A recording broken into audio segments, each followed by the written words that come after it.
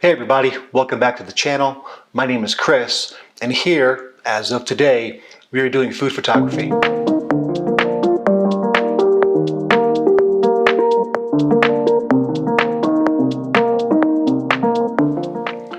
I think it's important for people to understand that you don't need to have a bunch of lights to get really good photos of food. So for our first video today, we'll be doing just a very simple salmon entree using a window light, just set up right next to a window. We have a couple of things set up that will help create some extra light, things that are extremely cheap that you probably have around your house that you can just make, which is what I did. And those will help direct some of the light that is coming through your window to get a really good photo. So everything we're going to discuss in this channel is based upon my style of how I shoot and the photos that I like. There are no hard and fast rules. There's no right way and a wrong way. Technically, there's no such thing as a good photograph and a bad photograph. If you like the photo, it's a good photograph. Somebody else may have a different opinion, but you're basically only shooting for your opinion right now. So there are 100 different ways to get to a single destination, and my channel is just one of those ways. So today, like I said earlier, we're doing just a very simple setup. A window light, we'll use a reflector, and just a couple of props to make the plate look a little bit more natural. So we're using just a simple surface. We've got a little side plate that we'll use maybe to hold some herbs, something that can be kind of blurred out in the background a little bit, and just a regular entree plate. Things that pretty much everybody should have around the house. You don't need to go shopping for any of these things. Like I said, the goal is to keep this as simple and as self-contained as possible. So we'll be doing just one dish today. I'm doing a seared salmon with a little tomato and olive salad, a little feta and yogurt sauce, and we're gonna make that plate up very quickly.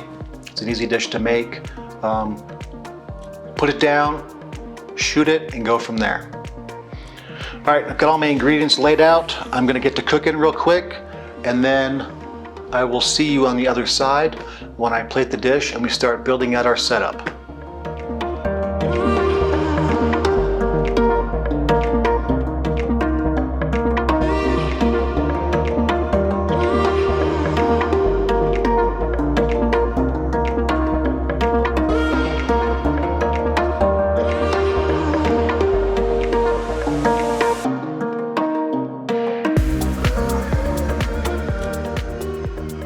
Now that the food is ready to go, it's time to build our set.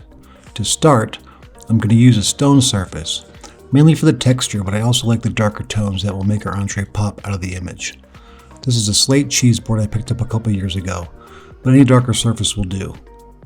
Next, we'll lay our entree plate down where we think it will look best. Lastly, the little side plate.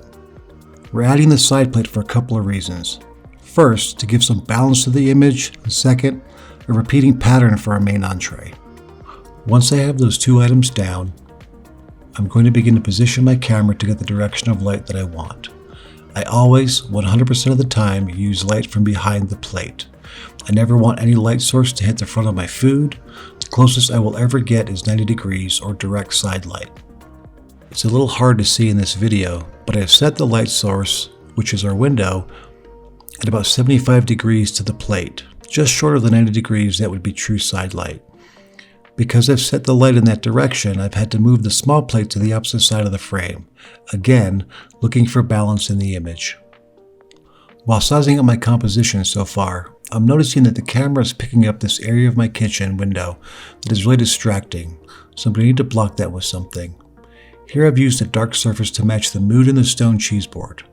It is so important as you're building your set to pay attention to everything in the background.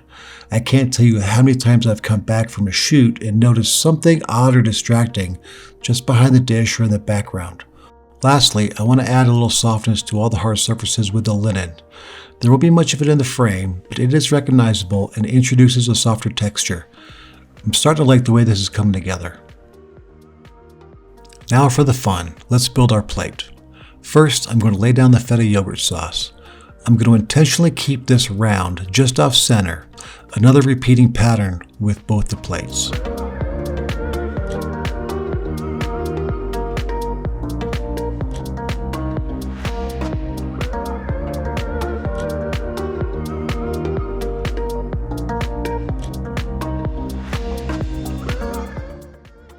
Next comes our hero, the salmon. When cooking, I was very careful to get a beautiful brown sear on the skin and the bottom of the fish, making sure to leave that rare strip in the center. We'll finish this dish with the salad. Basically, it is cherry tomatoes, cucumber, Kalamata olives, parsley leaves, salt, and pepper. Normally, I would dress this with a sherry vinaigrette, but since this is just for a photo, I've only used olive oil, as I'm hoping to get some specular highlights from the window light hitting the oily salad, especially the tomatoes and the olives. You'll notice I'm being very specific about how the salad is arranged on the plate. I want to make sure you can see what is in it, as well as having a few pieces of bright parsley on top of the salad, creating a beautiful green glow.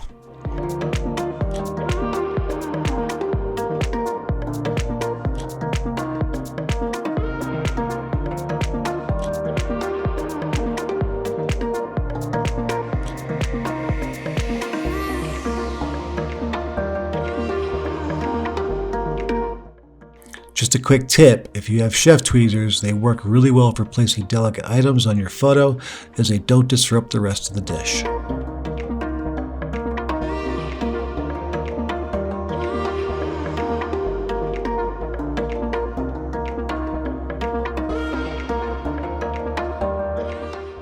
We're going to finish the plate with a little coarse salt and some coarse ground black pepper.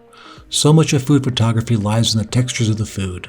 Small additions like this really carry a lot of weight in the final image.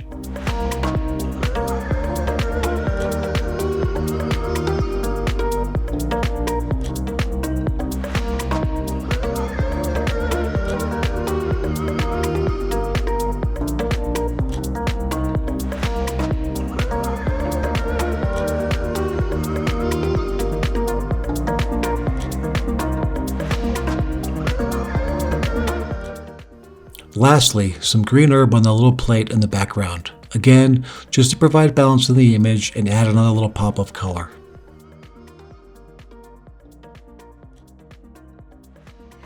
I'm going to give my image one more final check to make sure that I like what the camera is seeing.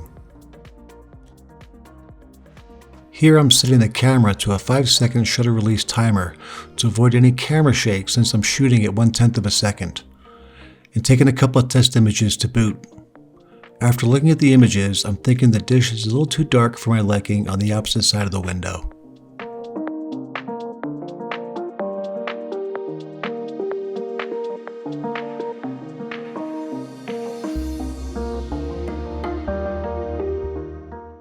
I need to add a little more light, and since I'm only using one light source, I'm going to fake a little fill light with a simple reflector.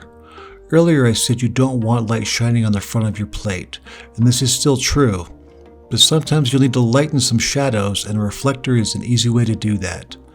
This one I have here I made myself from some foam core board that I wrapped in aluminum foil. The whole thing cost me about $2.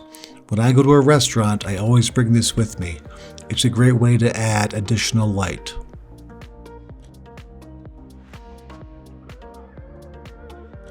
With the reflector in place, we can now get our photo. I'm shooting at ISO 100 at 50mm, f5 for 1/10 of a second. Let's see what we got.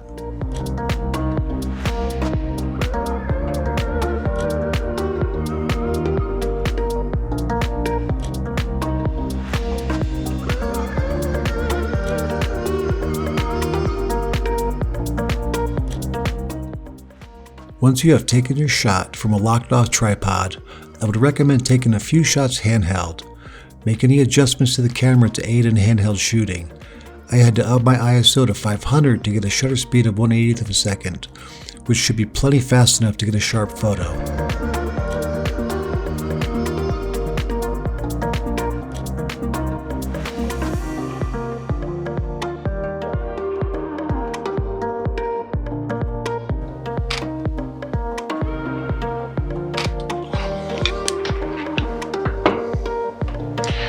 And we're done.